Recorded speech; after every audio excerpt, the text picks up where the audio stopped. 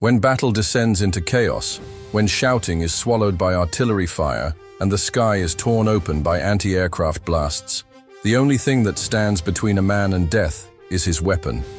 Not in theory, not as a symbol, but the tool in his hands. The one that fires when his heartbeat drowns in fear. For the American soldier of the Second World War, that weapon was the M1 Garand rifle. It didn't just fire, it rewrote the rules of war. In a world still ruled by bolt-action rifles, slow but precise, the Garand was like a breath from the future. A semi-automatic rifle that didn't need to be reloaded after every shot was a leap not only for the US Army, but for infantry combat as a whole. General Patton called it the greatest battle implement ever devised. These were not words from a brochure. They were spoken amid real war, in the mud, the smoke, and the blood. But to understand why the Garand became legendary, we must rewind.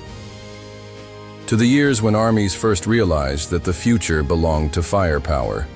Before the M1, the standard infantry rifle was the M1903 Springfield, reliable and accurate, but slow. The bolt-action system forced the soldier to manually work the bolt after each shot. On the battlefield, that meant one thing. Every shot was a pause, and a pause was an opportunity for the enemy. As the first flames of global conflict reignited in Europe, the US knew it needed something different. Enter John Garand, a weapons engineer with a mind like a mechanical diagram. His idea was simple yet revolutionary: to build a rifle that could shoot as fast as a machine gun, yet remain as accurate and manageable as a traditional rifle. He worked at the Springfield Armory, and it was there the weapon that would change the war was born. The M1 Garand was built around a gas-operated semi-automatic mechanism. With each shot, part of the expanding gas was redirected to cycle the bolt, ejecting the spent cartridge and chambering the next round. It happened faster than thought. The soldier just pulled the trigger, and the rifle fired again and again until all 8 rounds were gone. Here's where the first myth appears. The Garand is often called a magazine-fed rifle, but in reality, its magazine was internal and non-removable. Instead, soldiers loaded it with a special clip, an en-bloc clip, holding 8 rounds. Inserting it produced a satisfying metallic click, ready to fire. After the final shot, the empty clip popped out with a distinctive ping. That sound became legend. But in real combat, contrary to what Hollywood shows, enemies rarely noticed it. There were simply too many other noises in battle. Technically, the M1 Garand was a declaration of superiority. Caliber, .30-06 Springfield. Weight, around 10 pounds. Length, just over 3 feet. Effective range, up to 500 yards. Rate of fire, about 40 rounds per minute in practiced hands.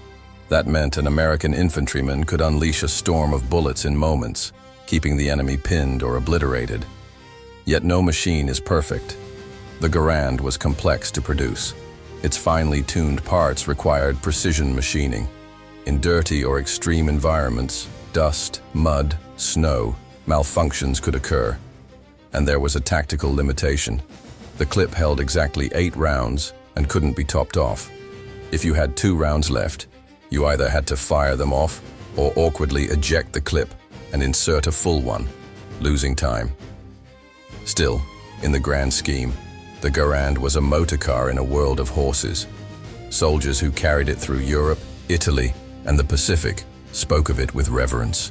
It hit hard, shot straight, and most importantly, it shot fast.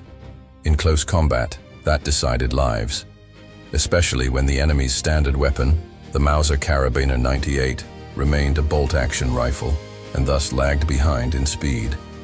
Letters from soldiers describe how the Garand saved them. Ambushes, where they took down multiple enemies before anyone reacted. House-to-house fighting, where they cleared buildings without having to stop and reload. How the automatic cycling turned foot soldiers into mobile firepower, not just targets. But even a weapon that redefined the standard didn't enter service without a fight. The US Army was slow to adopt it. The rifle was expensive, required specific tooling and training. It took years of trials, revisions, bureaucratic clashes, and industrial negotiations before the Garand finally reached the troops.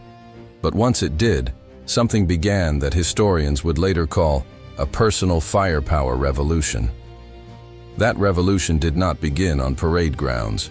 It began in the dirt, in trenches, in ruined villages and shattered coastlines, where speed meant survival, and where the Garand became an extension of the soldier's hands and his will. The first real test of the M1 Garand came not in theory, but in combat.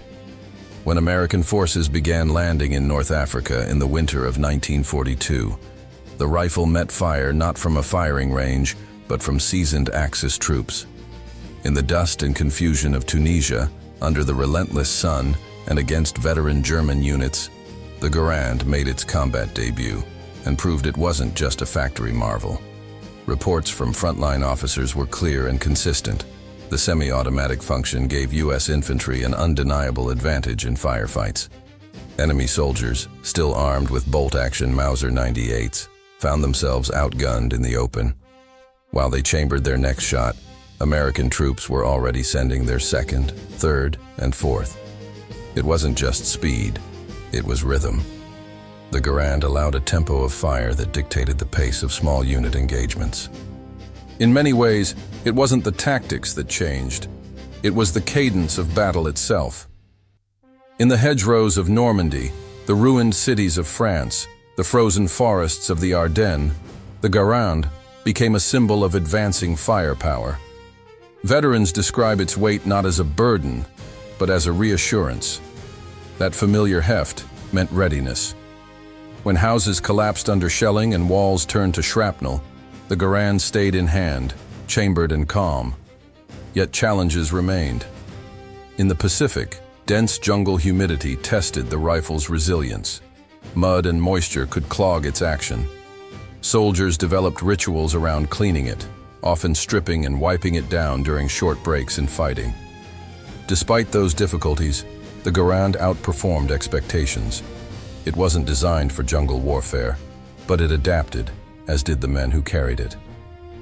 There's a quiet engineering genius in the Garand's construction.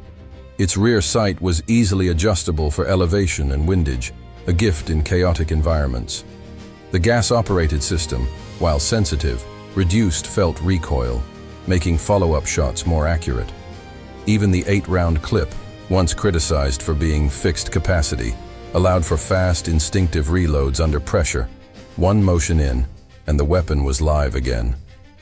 But let's not romanticize it unfairly. The Garand had limitations.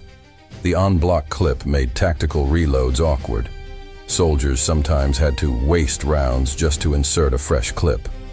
When the rifle jammed, clearing it required training and calm, and its length made it cumbersome in confined spaces. In urban warfare, maneuvering with a full-length battle rifle was not always ideal. Some units eventually supplemented their loadouts with the shorter M1 carbine for tight quarters. Still, the psychological edge the Garand provided was real. American soldiers, especially draftees with minimal combat experience, reported feeling empowered by its responsiveness. One soldier wrote that the rifle felt alive, like it was helping me fight, not just letting me. That subtle sense of trust between man and machine, between shooter and steel, is hard to quantify, but easy to understand when you've faced real fear. Enemy accounts support this. Captured German reports noted the volume of fire American units could generate, calling it disorienting and aggressive. In defensive situations, the Garand allowed smaller U.S. units to hold off larger enemy advances. In attacks, it gave them the ability to sustain pressure longer, pushing forward when older weapons would have demanded a pause. After the war, the M1 Garand didn't fade. It became the blueprint for the M14 and influenced battle rifle design across NATO. It was adopted by dozens of allied nations, used in Korea and even in early Vietnam engagements. And for those who carried it, it remained not just a tool, but a symbol of technological confidence, of mechanical reliability, and of the quiet, firm belief that your weapon wouldn't fail when the noise began. Today, Many still remember the sound, not of the shot itself, but of the ping. That unmistakable note that the clip had flown and 8 bullets had gone where they were needed.